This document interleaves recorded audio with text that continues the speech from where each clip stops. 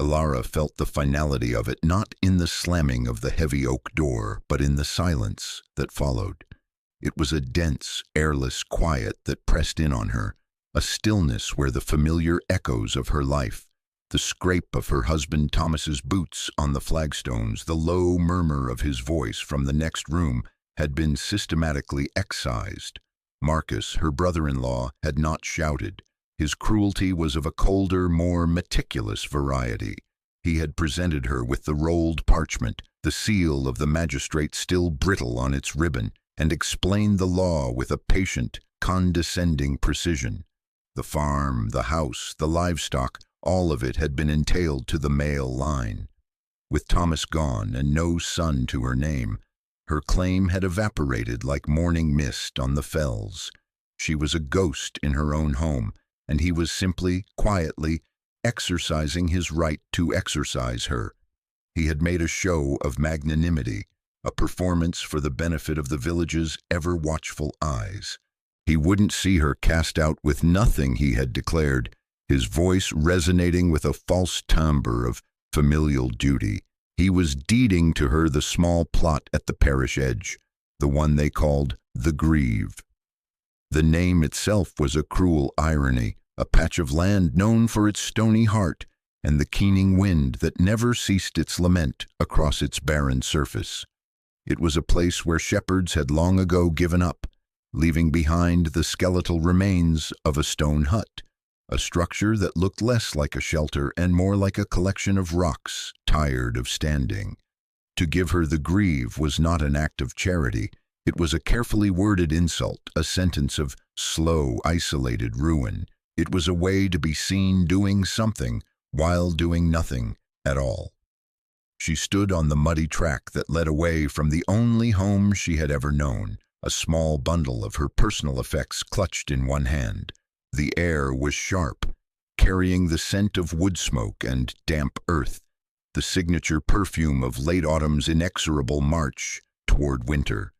The sky was the color of old pewter, a low, oppressive ceiling that promised cold rains and, eventually, snow.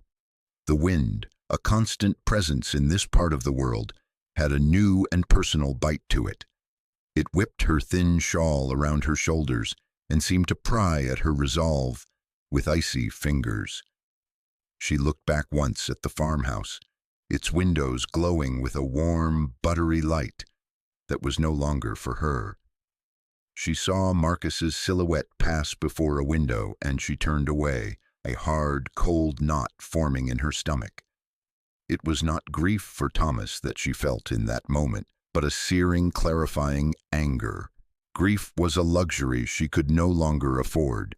Survival was the only currency she had left. The walk to the Grieve was less than a mile, but it felt like a journey to another country.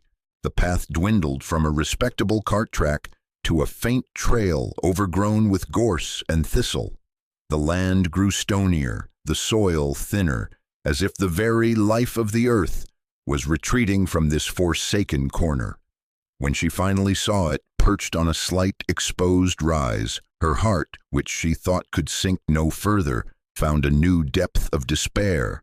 The hut was a ruin. The roof was gone, save for a few rotted timbers lying askew like broken bones. The walls, made of dry stacked fieldstone, were riddled with gaps, some large enough for a sheep to walk through. It was a sieve for the wind, a skeleton picked clean by years of neglect. This was her inheritance. This was Marcus's mercy. She spent the first night huddled in the most sheltered corner she could find, a nook where two walls met and offered a slight reprieve from the relentless wind. She wrapped herself in every piece of clothing she owned and listened to the night. The wind was not just a sound. It was a physical presence. It moaned through the gaps in the stones, a mournful, hollow song. It whistled and shrieked, a symphony of desolation. With every gust, it stole more of her precious body heat, leaving her shivering and aching. She felt the cold seep not just into her bones, but into her spirit, a creeping numbness that threatened to extinguish the last embers of her anger, leaving only a fine gray ash of despair. She thought of her grandmother, a woman from a land where winter was not a season but a way of life. She had been full of strange, old wisdom, sayings and stories that Alara had dismissed as the ramblings of age. One came back to her now, whispered on the breath of the wind itself. "The wolf is at every door, child. The wise woman invites him in for a drink. The foolish one builds a door he can blow down." It made no sense, yet it stuck in her mind, a splinter of old memory. The dawn brought no warmth, only a gray, watery light that made the ruin look even more pathetic. Her body was stiff, her joints protesting with every movement. Hunger gnawed at her, a dull, persistent ache. She knew she had a choice. She could walk away, head to the next town, and beg for a place as a scullery maid or a laundress, a life of anonymous drudgery, or she could stay. She could stay on this worthless piece of land, in this broken-down pile of rocks, and defy the fate Marcus had written for her. The thought of him, sitting warm and comfortable in her home, eating her food, sleeping in her bed, was the flint that struck a spark against the cold stone of her despair. She would not give him the satisfaction of her disappearance. She would not be erased. She would stay. This was a decision born not of hope, but of pure, unadulterated stubbornness. It was a refusal to be broken. With the decision made, a strange calm settled over her. The task ahead was monumental, impossible even, but it was a task. It was something to do, a direction to move other than away. Her first priority was shelter, not comfort, not warmth, but the simple negation of the wind. She spent the entire day gathering the fallen stones from around the hut. It was back-breaking work. The stones were heavy, slick with moss, and half buried in the unyielding soil. Her hands, accustomed to needlework and kneading dough, were soon raw and bleeding. She ignored the pain, focusing on the rhythm of the work. Heave, lift, carry, place. She started with the largest gaps, fitting the stones together like a giant, clumsy puzzle. She had no mortar, so she packed the smaller spaces with turf she cut from the ground with her small eating knife, the only tool she possessed. By evening, the largest holes were filled. It was a crude, ugly patchwork, but it was something. The wind still found its way through 1,000 smaller cracks, but its monolithic howl had been broken into a chorus of smaller whistles. It was a minuscule victory, but it felt profound. That night, huddled in her corner, the cold was still intense, but the direct assault of the wind had been blunted. She slept in short, fitful bursts, her dreams filled with the weight of stones and the ache of her protesting muscles. The next day, she turned her attention to the roof. The rotted timbers were useless. She needed something to span the gap between the walls.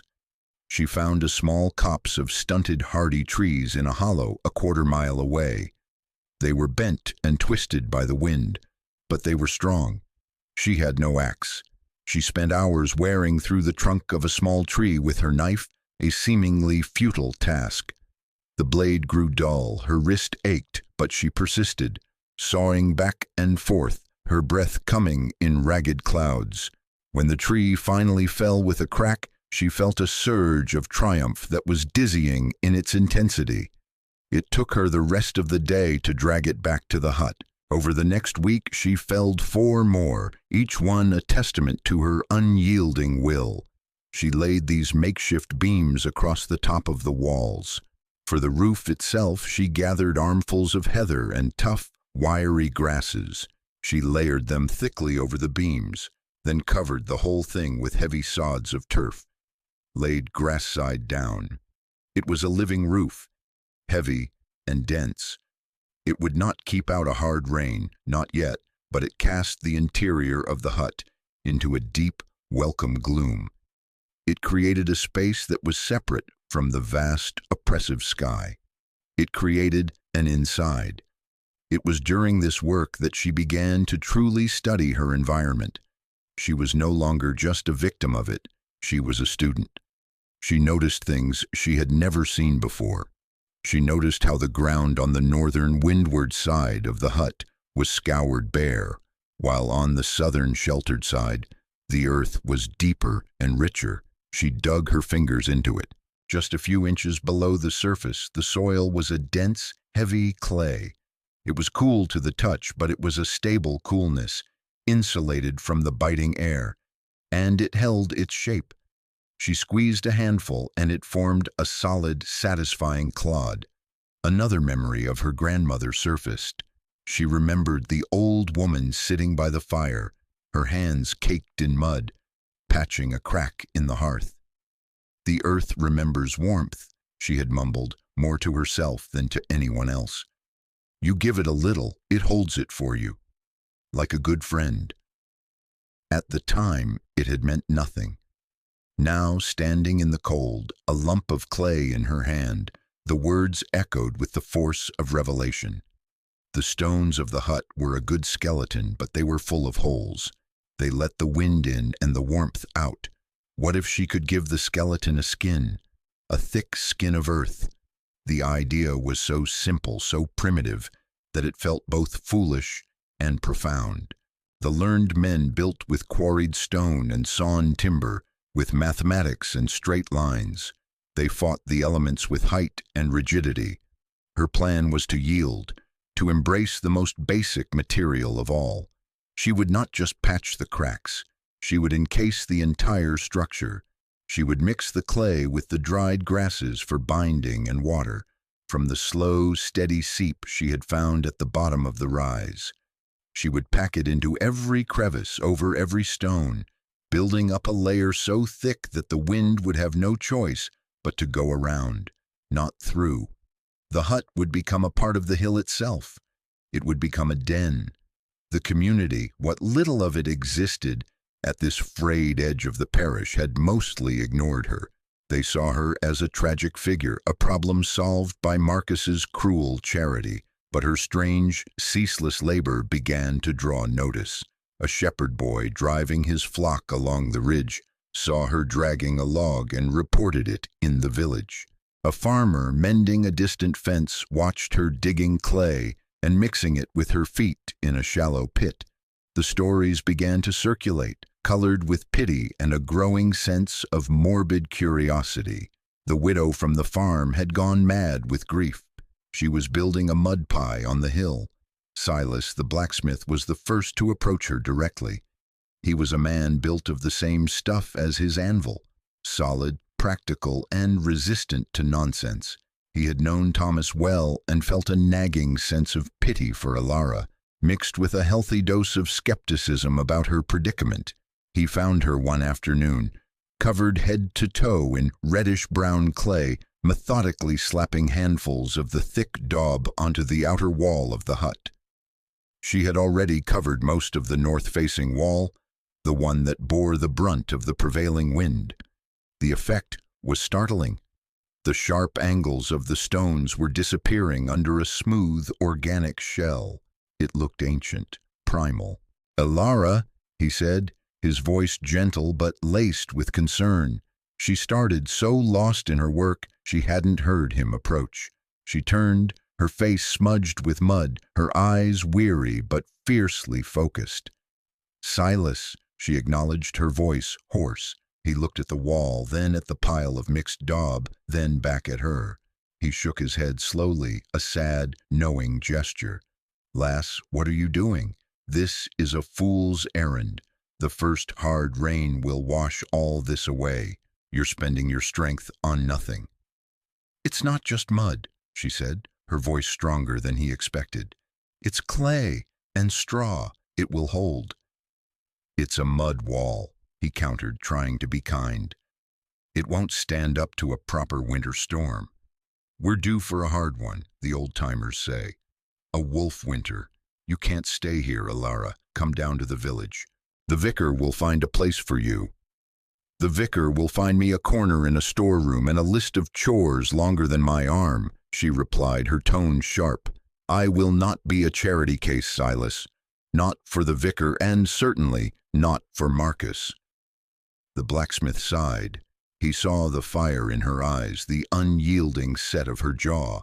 It was the same stubbornness he had sometimes seen in Thomas, a refusal to bend that could be both a great strength and a fatal flaw. He saw no point in arguing.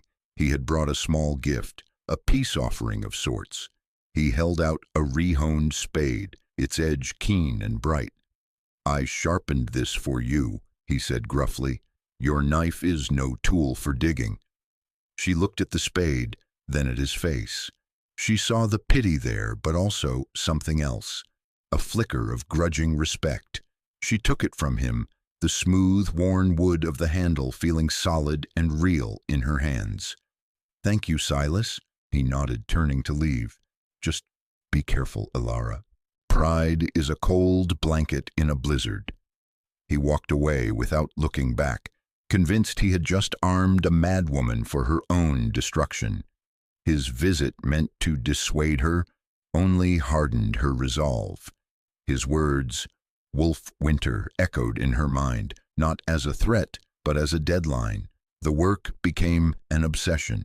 From dawn until the light failed, she dug, mixed, and plastered. The spade was a revelation, allowing her to dig deeper, faster, to the best veins of clay. She worked with a methodical fury, her body fueled by a meager diet of foraged roots and the last of the bread she'd brought with her. Her hands were a mess of blisters that broke, bled, and hardened into calluses. Her back was a constant screaming ache. But she did not stop.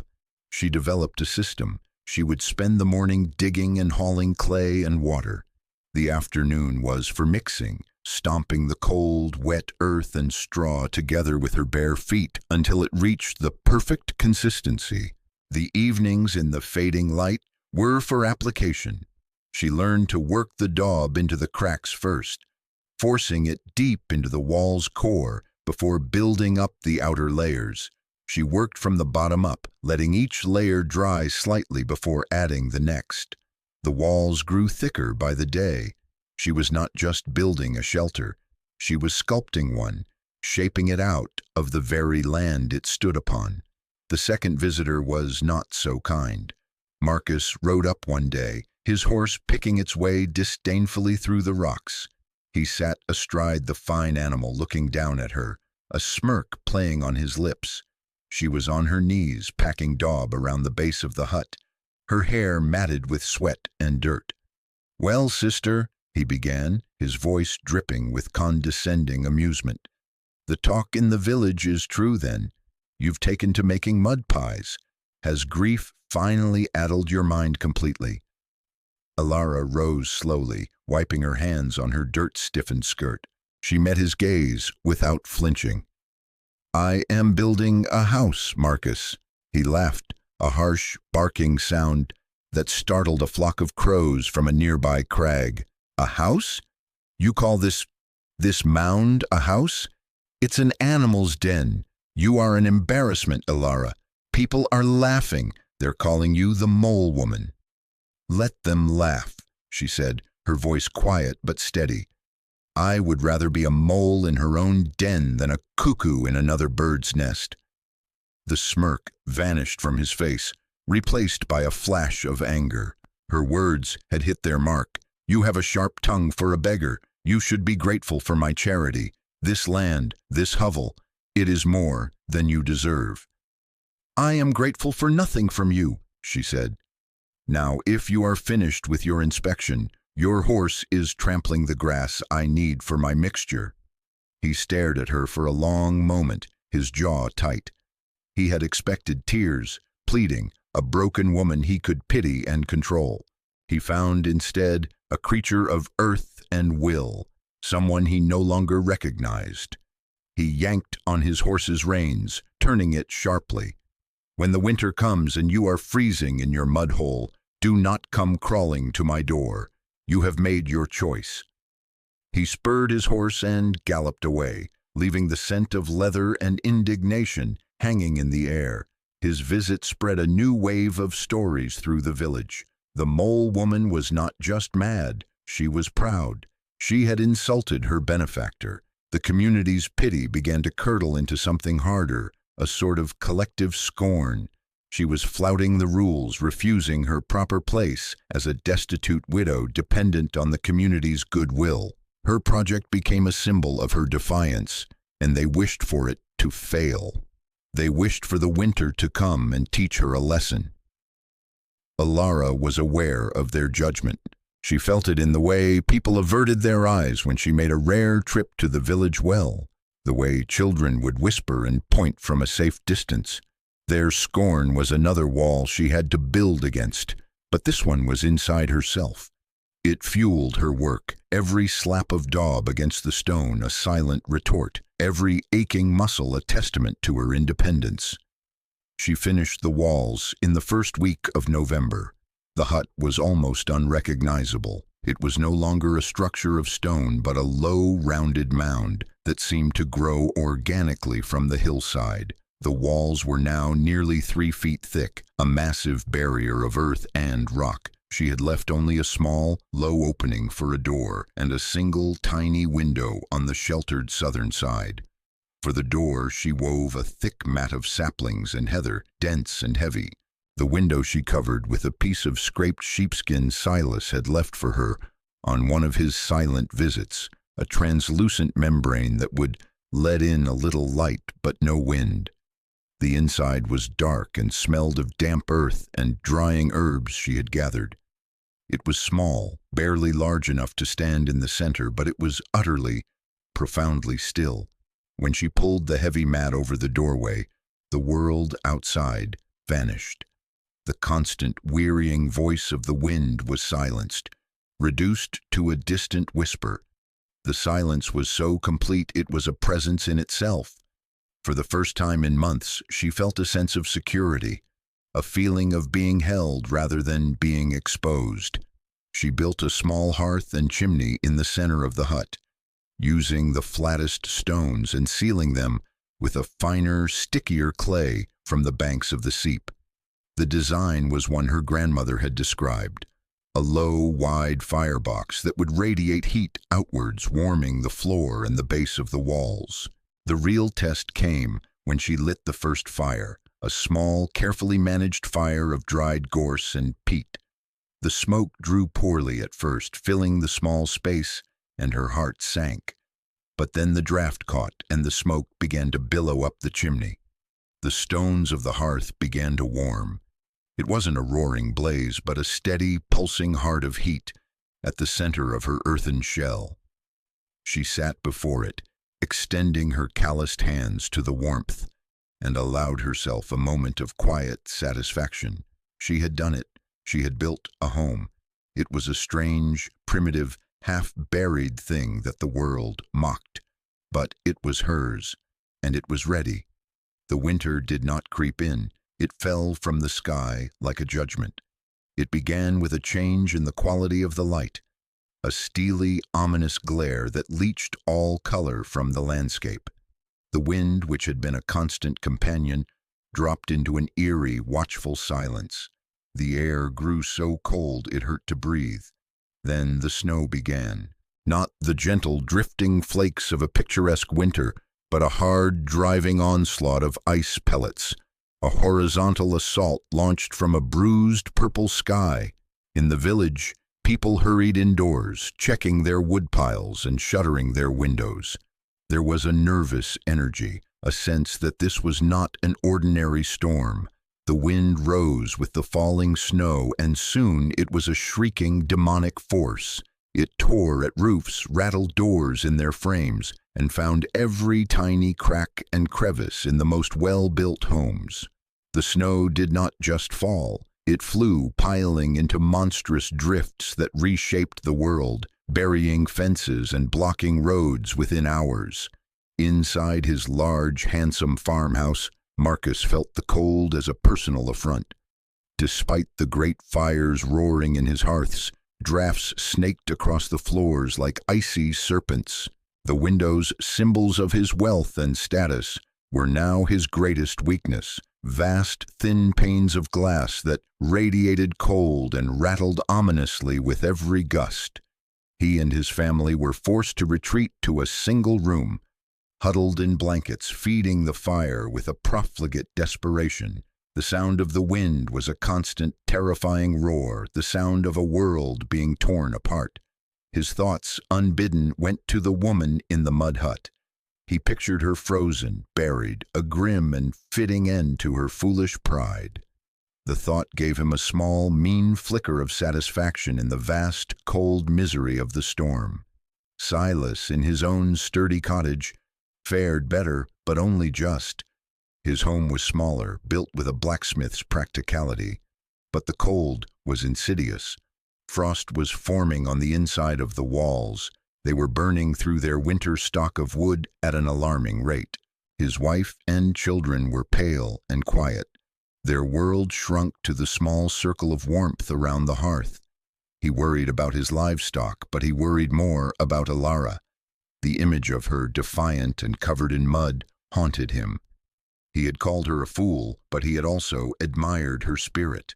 He imagined her small, crude shelter being battered to pieces, the earthen walls dissolving into slurry, the flimsy roof torn away. He felt a pang of guilt, a sense that they all, had failed her, leaving her to face this monster alone. For Alara, the arrival of the wolf winter was a different experience. As the storm descended, she secured her woven door and retreated into the quiet dark of her home. Outside, the storm raged with a fury that was biblical.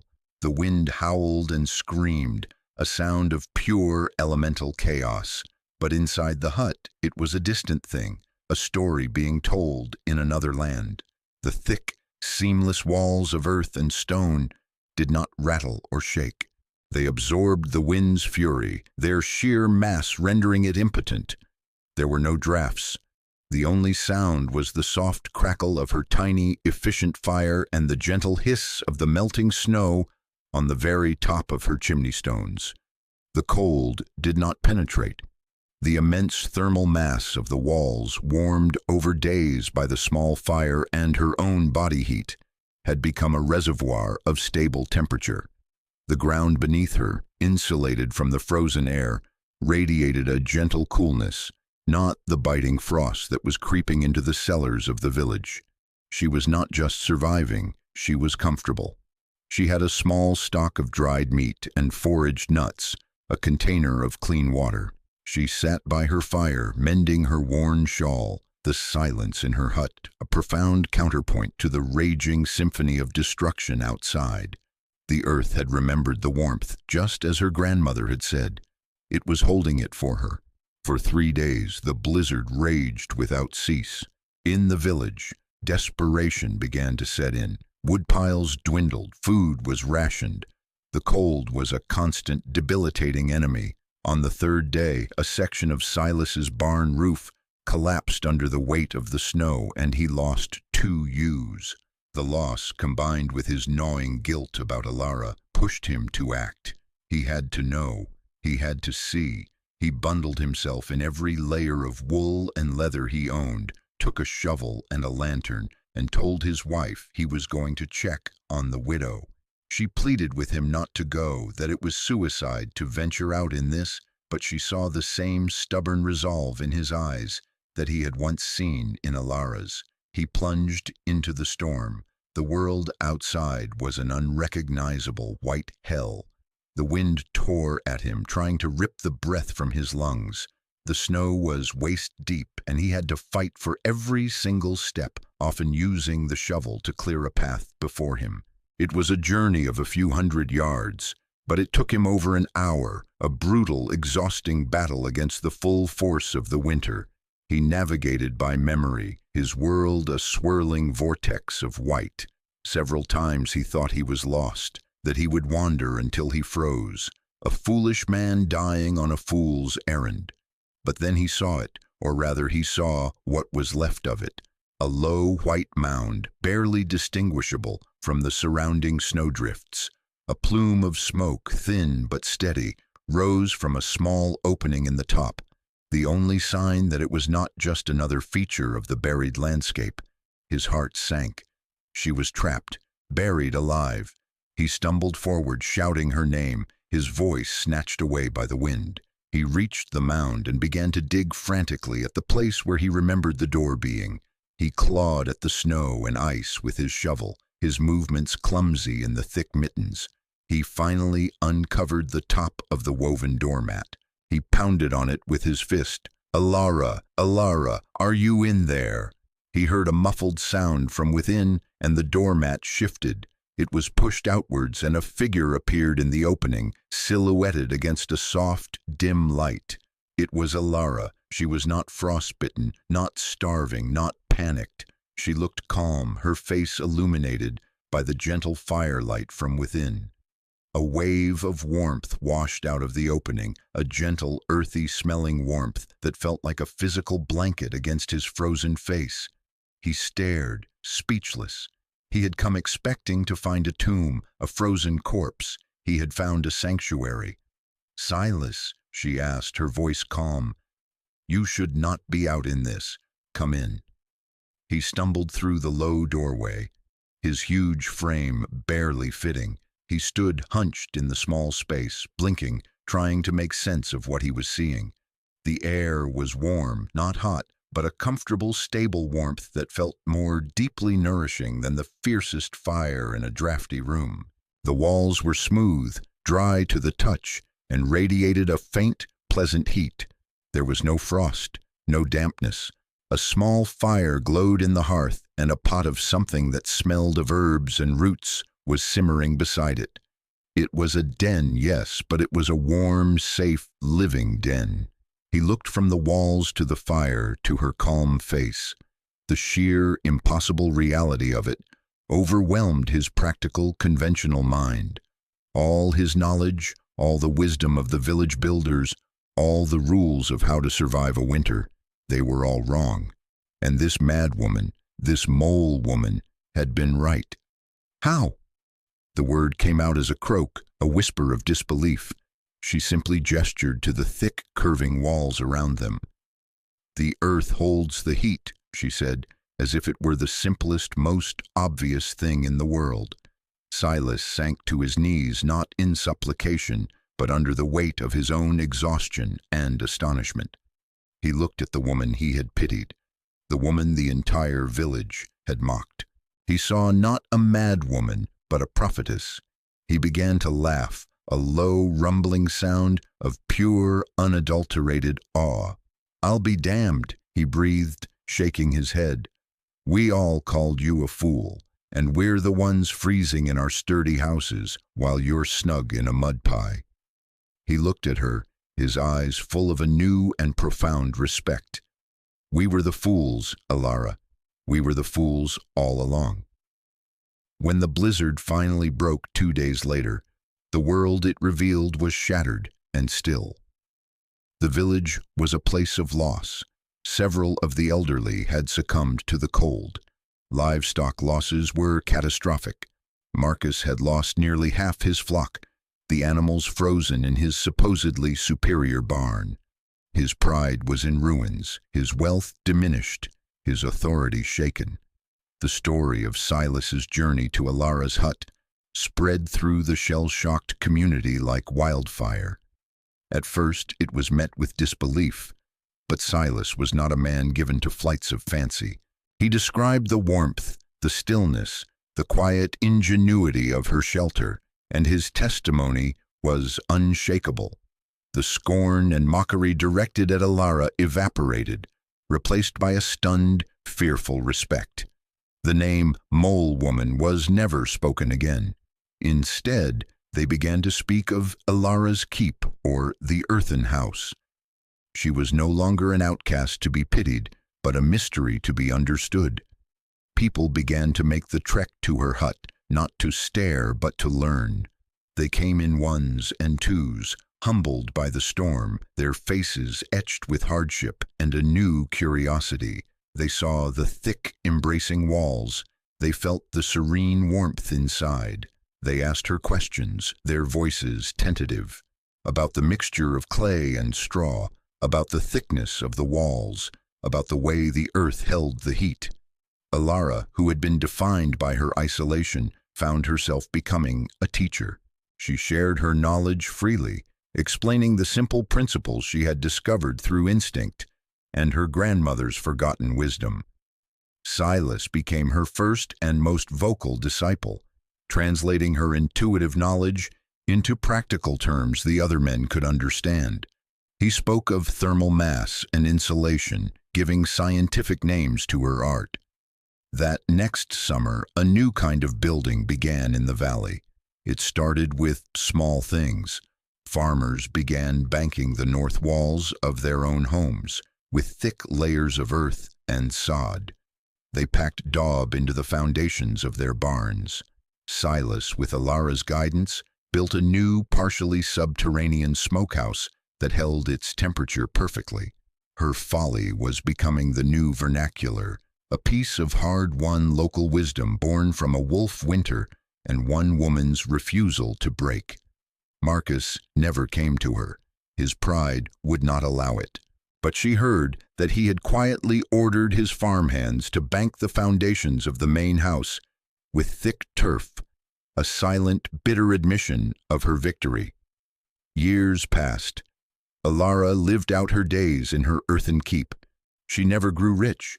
She never married again.